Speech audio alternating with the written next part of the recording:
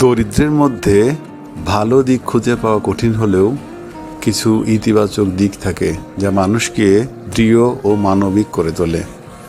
দরিদ্রের কিছু ভালো দিক রফিক আমাকে বলো তো। স্যার, 1 নম্বর হচ্ছে সহনশীলতা বৃদ্ধি পায়, কষ্ট সহ্য করার মানসিক শক্তি গড়ে ওঠে।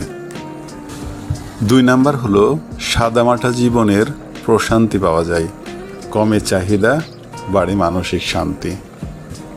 আর 3 নাম্বার হলো পরিশ্রমের মূল্য বোঝা যায় স্যার, পরিশ্রম করেই অর্জনের আনন্দ পাওয়া যায়।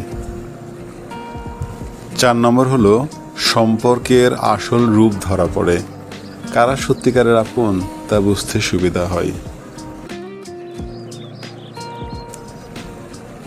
5 অহংকার কমে যায়, বিনয়ী হওয়া সহজ হয়।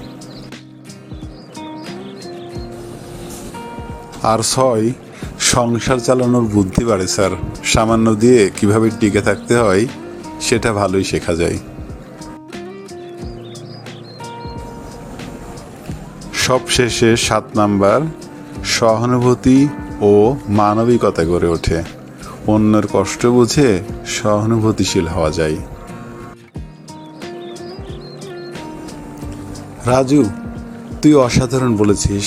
আসলে দারিদ্র্যের মাঝেও ভালো দিক রয়েছে।